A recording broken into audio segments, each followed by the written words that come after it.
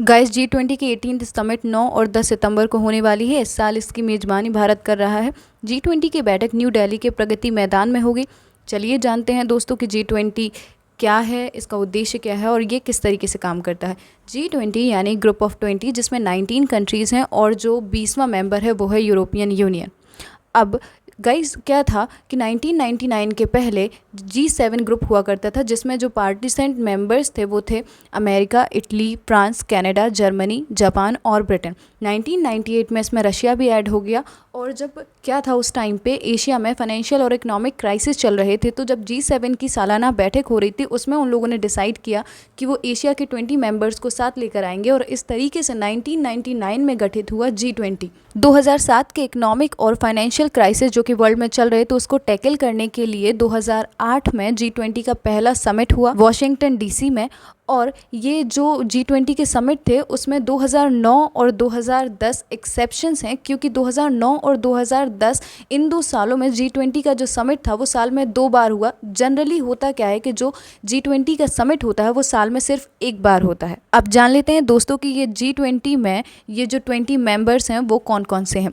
इसमें है India, France, Canada, China, Argentina, Australia, Brazil, America, UK, Turkey, south Korea, south Africa, Saudi Arabia, Russia, Mexico, Japan, Italy, Indonesia and जो 20वां member है वो है European union.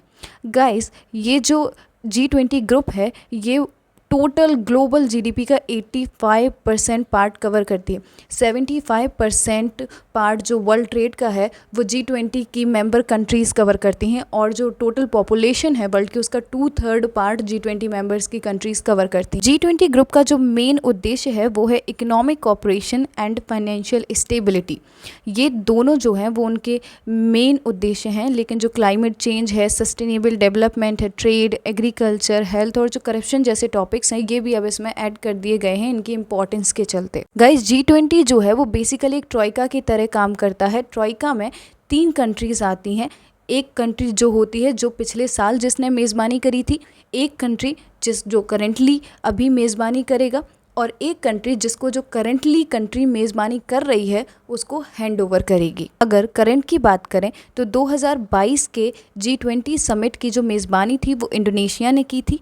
अब 2023 की India कर रहा है और 2024 की जो मेज़बानी है वो करेगा ब्राज़ील। इंडोनेशिया ने भारत को 1 दिसंबर 2022 को G20 की मेज़बानी हैंडओवर करी थी और जो इंडिया है वो ब्राज़ील को 13 नवंबर 2023 को G20 की मेज़बानी हैंडओवर कर देगा। अब इसके साथ ही इसमें G20 की जो समिट होती है इसमें अन्य देशों को भी आमंत्रित किया जाता है और साथ ही साथ जो कुछ ऑर्गेनाइजेशंस हैं जैसे United Nations, International Monetary Fund, World Bank, World Health Organization, World Trade Organization, इन तरीके के जो ऑर्गेनाइजेशंस हैं उनको G20 के समिट में रेगुलर तरीके से इनविटेशन दिया जाता है।